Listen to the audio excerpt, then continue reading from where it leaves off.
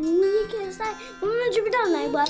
Mummy एक बार मुझे भी डालना है। अंदर गया मेरे मुंह में और मैं उसको खाया, मैंने पेट में चले गया।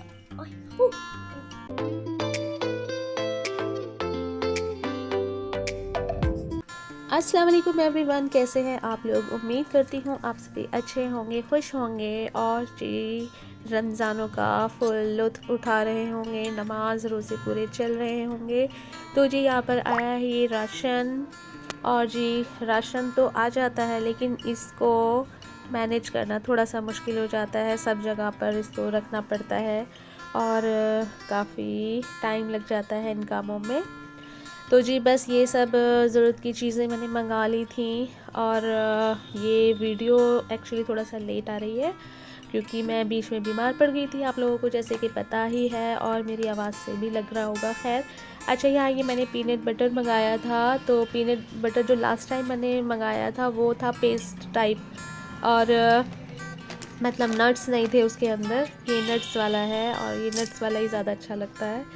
तो जी यहाँ पर मैं खड़ी हो गई हूँ अफ्तारी के लिए, और यहाँ पर मैंने सबसे पहले ये आलू ले लिए हैं, इनको मैं बॉईल करने के लिए रख रही हूँ।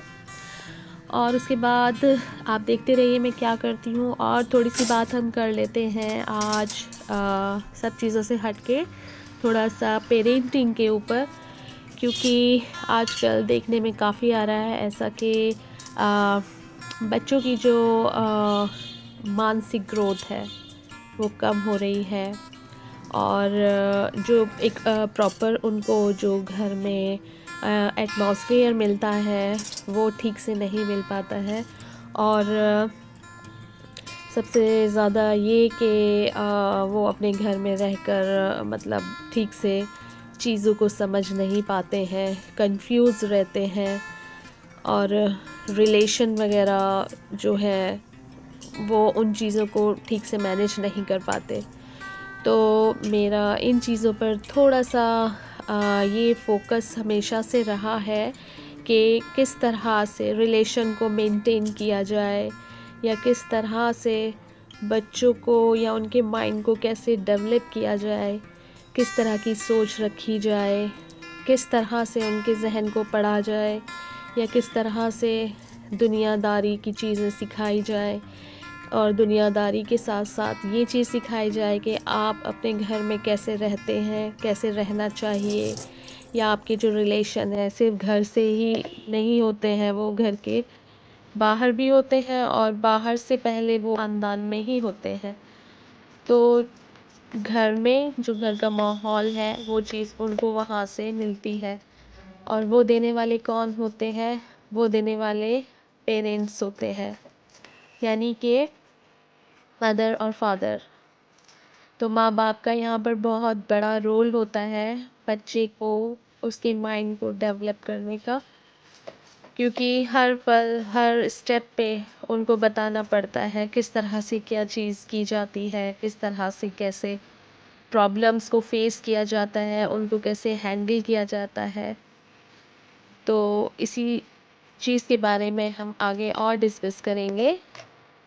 अच्छा, मेरा मानना है कि जैसे मदर और फादर हैं तो उसमें से एक को थोड़ा सा स्ट्रिक्ट होना चाहिए, या तो फादर को होना चाहिए या मदर को होना चाहिए, क्योंकि बच्चे को थोड़ा सा इस तरह से हैंडल कर सकते हैं हम, जहाँ पर गलत है वहाँ पर एक बंदा अगर उसको रोकेगा टोकेगा तो उसके दिल में थोड़ा सा डर रहता है, जिससे वो कोई काम अगर गलत करता है तो उसको ये ध्यान रहता है कि हाँ, इस चीज़ के लिए मुझे मेरे पेरेंट्स रोक सकते हैं, टोक सकते हैं, और एक डर बना रहता है। तो जैसे हम अपने टाइम की बात बताएं तो हमारे टाइम में जो हमारे मदर फादर थे, तो उसमें से हमारे जो फादर हैं वो काफ़ी स्ट्रिक्ट थे, और पुलिस में रहे हैं तो जाहिर सी बात है वैसे भी थे।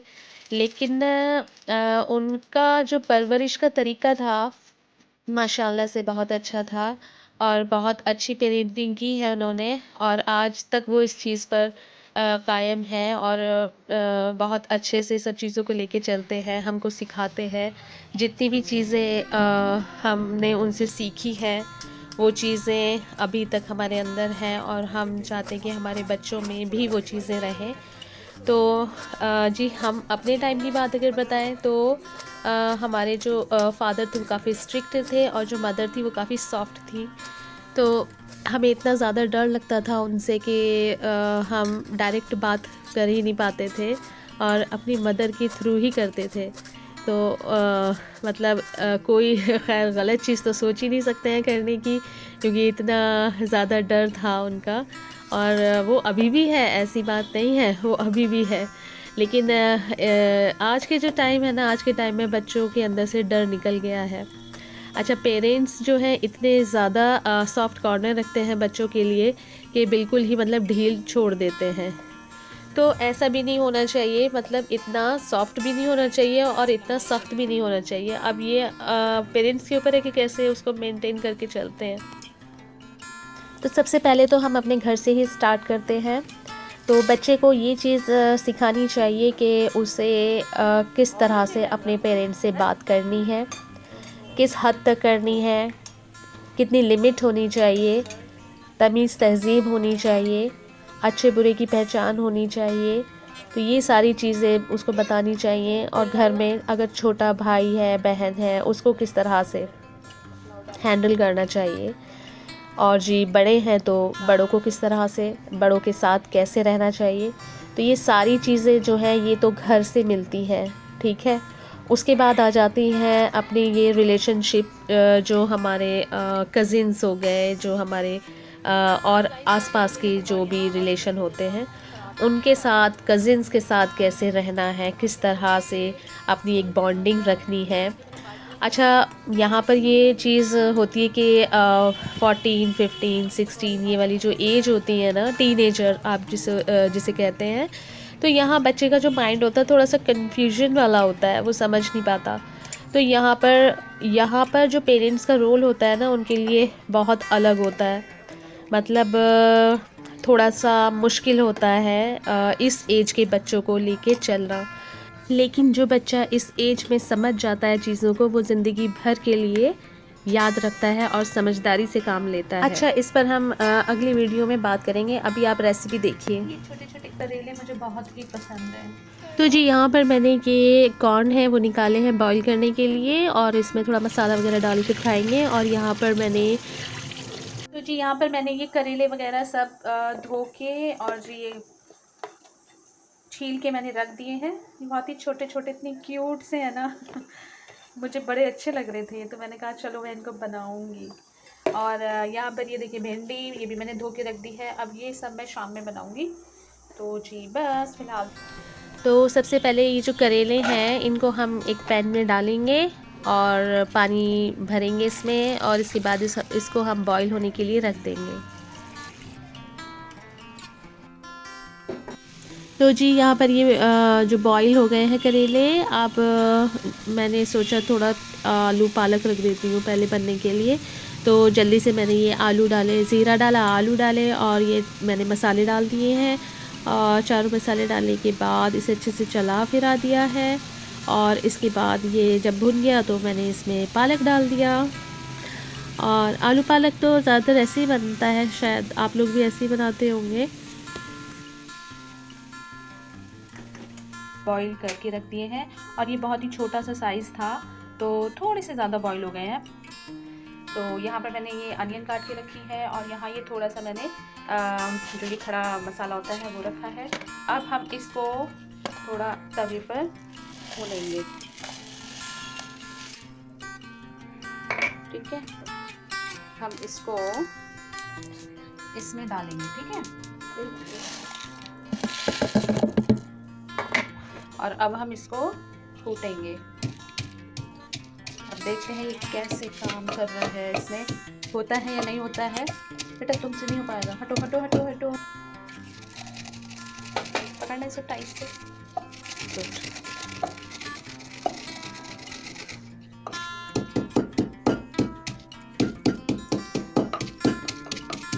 हाँ हो तो रहा है, लेकिन मैं दोनों हाथों से करती हूँ, बाद में बनती हूँ। तो यहाँ पर ये मैंने फ़र्स्ट टाइम ट्राई किया था, जो आपको याद होगा मैंने लिया था वहाँ से सूरजकुंड मेला से। तो काफ़ी अच्छा इसके अंदर ये पिस गया है, मसाला बारीक हो गया था अच्छा, जितना मतलब मुझे यहाँ पर चाहिए कढ़ाई था। में मैंने ऑयल गरम कर लिया है। अच्छा, इसमें मैंने आलू पालक बनाया था, उसी में ही मैं बना रही हूँ। तो ये प्याज डाल देंगे इसमें हम, और इसको हम फ्राई कर लेंगे। तो ये हल्की सी बस इतनी ही करनी है। इसके बाद हम इसमें डालेंगे ये नमक और जी थोड़ी हल्दी, ठीक है। और ये जो हमने मसाला कूटा था ना, ये डाल देंगे हम।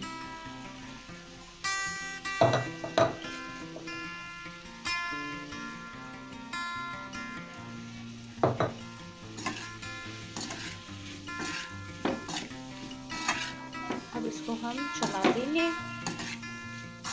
देखिए। और इसके बाद मैं थोड़ा सा इसमें जो अचार होता है ना, अचार का मसाला, वो भी डालूंगी। अच्छा, इसमें ना मिर्च जो थी ये कुटी नहीं, ये नहीं कुटी है, तो इसे या तो अलग निकाल दूंगी मैं, या मैं ऐसे ही डाल दूंगी। मुझको तो मतलब पसंद आ जाती है मिर्च, तेज़ भी अच्छी लगती है। अच्छा, ये अचार है तो मैं इसका ये मसाला इसमें डाल रही हूँ।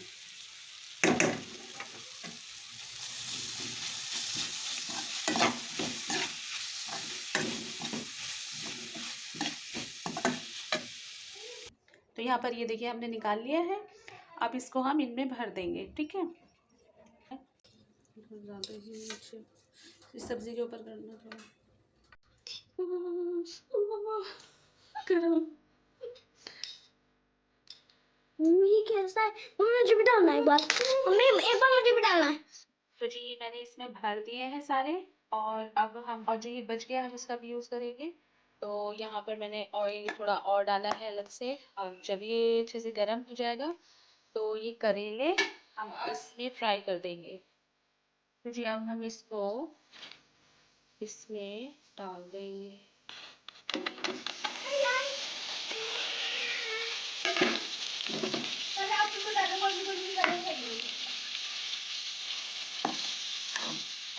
अब इसको हम फ्राई होने देंगे। इतने छोटे छोटे से हैं कि हाथ में भी नहीं आए मेरे। तो इसको देखिए,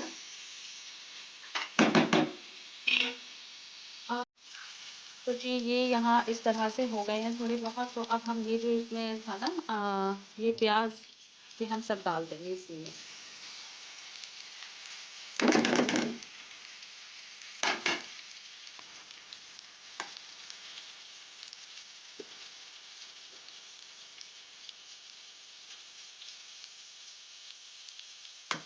प्याज डाल दी, और अब हम इसे थोड़ा सा ढक देंगे।